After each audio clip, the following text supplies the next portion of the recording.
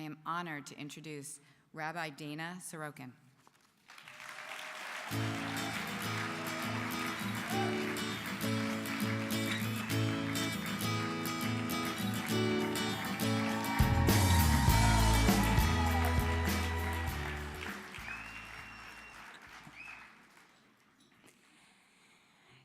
The Talmud tells us that there was once a man named Rabbi Elazar who had fallen gravely ill.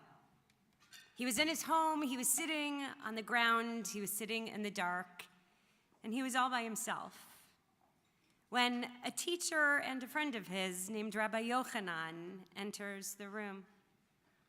Rabbi Yochanan sits by his friend, and he asked him, "Why are you crying? Is it because you didn't accomplish enough in your lifetime? Is it because you didn't create the family that you wish you had?"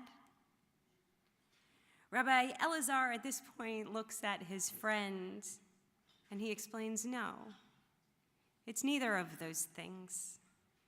I'm weeping on account of this beauty that is going to rot in the earth," meaning he was afraid of death. Rabbi Yochanan now fully understood what his friend was saying, and he responded, "For this you surely have reason to weep." He sat down on the ground with his friend Rabbi Elazar, and the Talmud tells us that the two men wept together.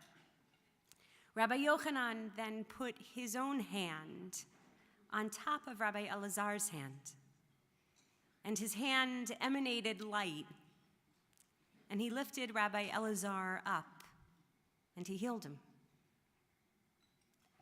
Some time passes, and now the Talmud tells us that Rabbi Yochanan has fallen gravely ill.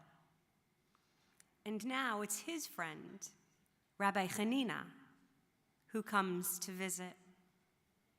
Rabbi Hanina enters the room where Rabbi Yochanan is, and he asks him, "Are your sufferings welcome to you?" And he said, "No, neither my sufferings nor their reward," meaning I don't want to suffer in this world, even if it means that I won't suffer in the world to come. So Rabbi Hanina takes his friend Rabbi Yochanan's hand, and he puts his hand over it. He lifts him up, and he heals him. So the rabbis in the Talmud ask an important question at this time. They note that Rabbi Yochanan is known to be the healer of all healers, and so they say, why could Rabbi Yochanan, the healer of all healers, not heal himself? Why couldn't he lift himself up? And then they respond by saying, a prisoner cannot release himself from his prison.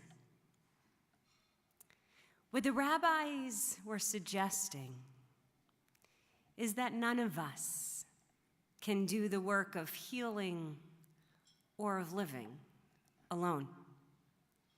The rabbis knew that we all need to rely on each other. Sometimes it's to be there when we're struggling, and at other times, we need people to lift us up, to help us reach higher and to dream bigger than we could ever do alone. I imagine that there is not a person in this room who would be where you are today in life without someone believing in you, without someone who was there for you when you felt like giving up, without someone who was there when you needed it most to remind you of who you had the potential to be. We are now countless generations removed from our ancient rabbis, and yet their wisdom and their insights still resonate with us today. We live in societies where people wear independence as a badge of honor.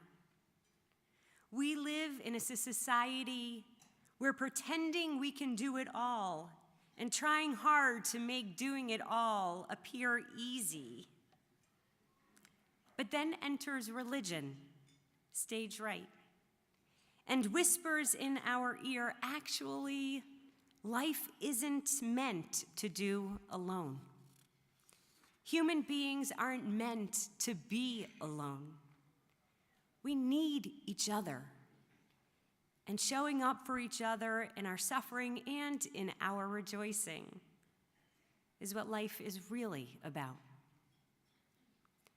And so my pearl of wisdom today is that the human soul needs three things: a sense of spirituality, a spirituality that enables us to live with awe and wonder and gratitude, a spirituality that connects us to God and to something greater than ourselves.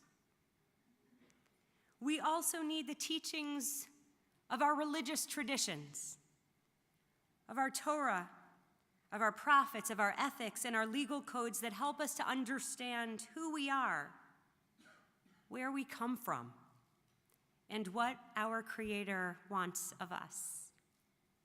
A religious tradition that offers us guidance and clarity, that gives us purpose and morality, even in times of uncertainty. And lastly, we need relationships. Real relationships and friendships, not Facebook and Instagram friends, but real friends.